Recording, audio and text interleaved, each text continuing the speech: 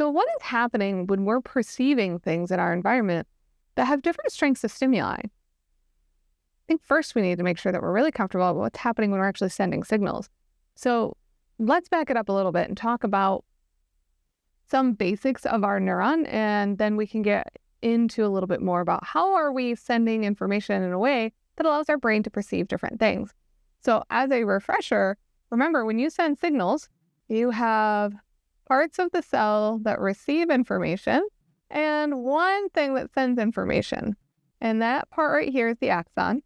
And the information that it's sending is in the form of an action potential. An action potential is a very specific signal. So what's happening is at rest, we have an unequal distribution of things across the cell membrane. So we have in our ECF, a high concentration of sodium ions. In our ICF, you have a high concentration of potassium ions, but also some negatively charged proteins. And if you were to put a probe on one side of the membrane and a probe reaching into the other side of the membrane and put that in a box that will read the charge, it's negative 70 millivolts is the difference. So negative 70 on the inside. That's at rest. Okay, so this is what you look like at rest. When we send an action potential, I think most people are comfortable with it's an electrical signal. What does that mean we say we have an electrical signal? Well, it means we have a flow of charges. So now we have a concentration difference of different things here, but we also have a charge difference. Remember, the inside is negative 70 millivolts at rest. So what happens when we go to send an electrical signal is that we open gated ion channels. So we're going to open up ion channels that let sodium come in. And that will make us become more positive.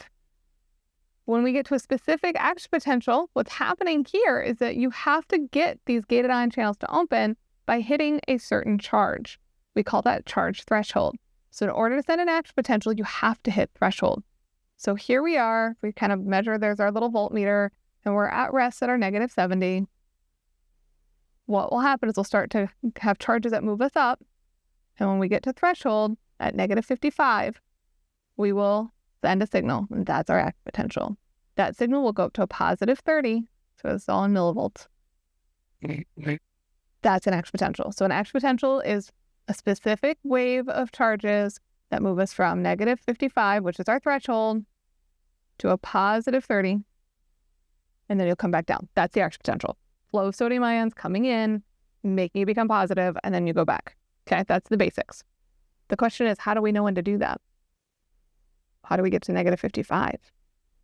We get there by doing something called graded potentials. Graded potentials are any time you're opening any gated ion channels and creating a flow of charges. So if you're opening gated ion channels, what you have is a stimulus. So graded potentials are opening gated ion channels. So with your gated ion channels, there are two main ways, especially if we're talking graded potentials, that we can open up these gated ion channels. There are others, things like pain and light, but I want to focus specifically on some of the more common ones, one of those being mechanical. So if you push on the membrane, it opens the door and charges can go through. We call that mechanically gated. The other option is if you have a chemical, like if you're tasting something or smelling something, is that odorant will land on the receptor. And so we have chemically gated ion channels. So you have either a chemical land and opened up the gated ion channel or a mechanical push. And when you open up the gated ion channel, specifically it's a gated ion channel that lets something positive come in to get you to send a signal. That's what the stimulus is.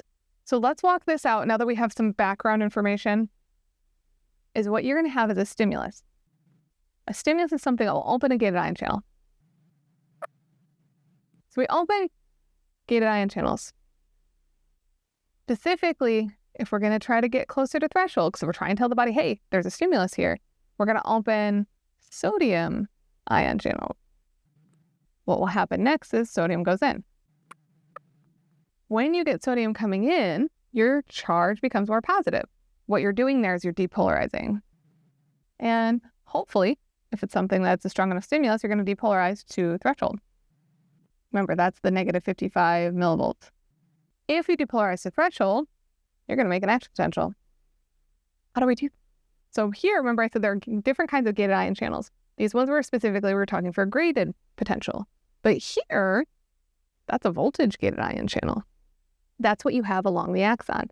So you're going to depolarize the threshold, and you're going to open voltage gated sodium ion channels. that make your action potential. Now remember, action potentials all look the same. You start at threshold, you go up to a positive 30, right? So we went from here to there, and then we go back down. Okay, let's go back to the question I asked at the beginning. How do we tell the difference in a strength of stimulus if all this is the same? Well, let's talk about how you can relate the amount of stimulus to how many gates open. So for example, if you're tasting something that's really weak, like watered down sugar water, you only have so many molecules that can open gated ion channels. Remember, that's how you open them, is you have the molecule go bind to the receptor. It opens the door. It'll take longer to get to threshold before you can set an action potential. But what if you have a higher concentration? What if you have more of that molecule? So if you have more of the molecule or stronger stimulus, then you can open up more sodium ion channels, which means you have more sodium coming in and you can depolarize faster. And then you can send more frequent action potentials. So the way we code for strength of signal is frequency. So if you have a higher frequency, it's a stronger stimulus. And that's how the brain can perceive different strength stimulus, is because you open up more gated ion channels and you can get to threshold quicker succession. And so that allows the brain to perceive things at different strengths. Thanks for watching.